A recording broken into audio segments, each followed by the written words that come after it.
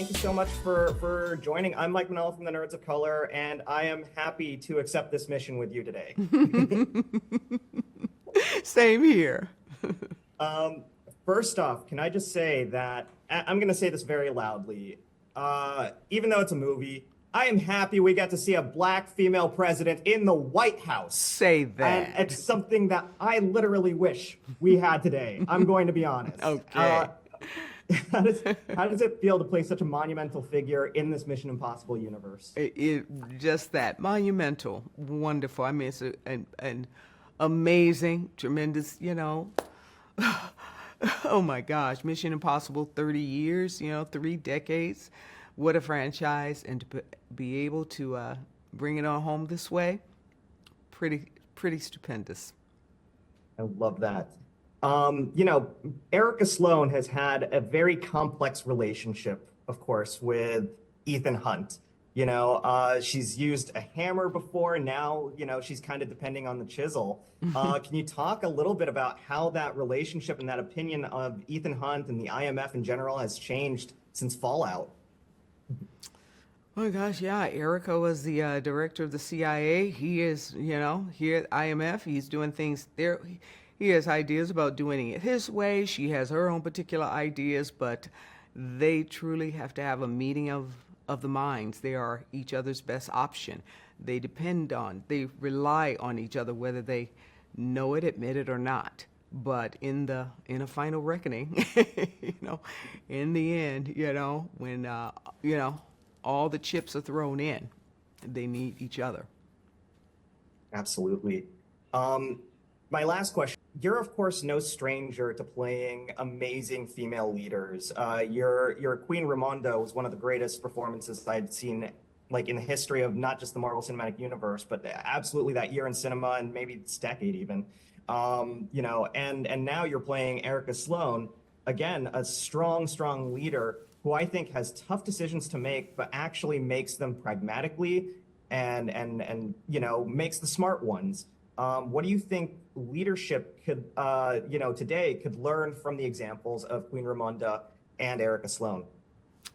They both are, in terms of their integrity and their intellect, their resolve, their faith in that they put and trust that they put in others. They need others. They accept the help, the advice, but it all rests with them. They have to, sift that information through, and trust their own decision-making process, because it's gotten them to the position that they're in, which is a stunt and task in and of itself. Absolutely. I hope you know that the same adjectives can be used to describe you, someone of such grace, poise, and amazing, dignity and everything, and talent. So, Angela, from the bottom of our hearts, thank you so much for all you've done for cinema and for this amazing performance and being part of this amazing franchise. Thank you so much. Thank you so much. Appreciate you. Hi, nice to see you. It's great to see you too. Congratulations on the movie. Love Grace. She's such an awesome character. She plays such an integral part of this team. And I am so grateful that you joined this franchise. Seriously. Oh, thank you. It's been an absolute pleasure. Real ride. It felt like a ride to us too, honestly. With the Mission Impossible movies, just this franchise, sometimes the teams change quite a bit. And sometimes we'll see returning faces, sometimes we won't. But I love that we got to see Grace for multiple rounds. And I got to ask, what about her character do you think separates her from some of the past team members?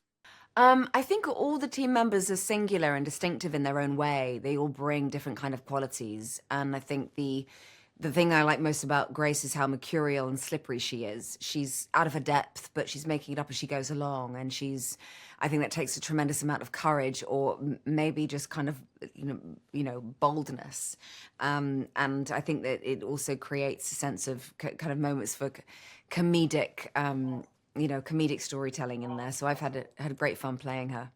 I gotta show you something, because I think it's important for you to know.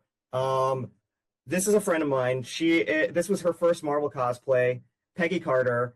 It's the impact that you have had on several women and several fans all over the globe, which is a huge deal, honestly. And as an actress, as a character actor, that character I know has meant so much to so many people. But I gotta ask, what do you hope these same fans will take away from Grace? What do you want them? How do you want Grace to influence them the same way that Peggy influenced them?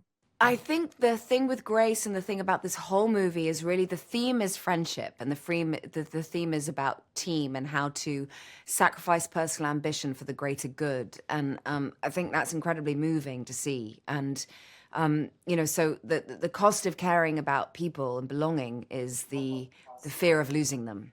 And that makes the stakes particularly high for Grace emotionally. And I think that, it's a journey of going, it's courageous to go it alone in the world, but it's much more meaningful and purposeful when you dedicate yourself to a bigger cause. Absolutely. My final question is this. This might be called the final reckoning, but might we have one more adventure and one more mission with Grace at some point in the future, do you think? Oh my goodness. I would love to explore different parts of Grace's, story. It's very much about sort of what the audiences want, and I'm here to serve. I love what I do. I get to work with incredible people and travel the world, and hopefully get better and develop myself as an actor over time. And I feel tremendously fortunate to be in the position where I can have great opportunities for range. I just finished a play in the West End doing Shakespeare, and then now I'm on a press tour for an action film. Those two things feel juxtaposed, but to me they make perfect sense as an actor. So I hope I get to continue to do lots of different things. I love that. Well, thank you for everything that you've done with this franchise. Thank you for everything that you've done for strong, powerful female characters, and for just being a brilliant actress all around. You're amazing, Hayley. Thank you. That's so kind. Thanks. Comments in the lectures, fanboys, professional artists, and professors. Maybe a nerd who's just like you, talking about the things that you like too. So I invite you to the NOC in full color.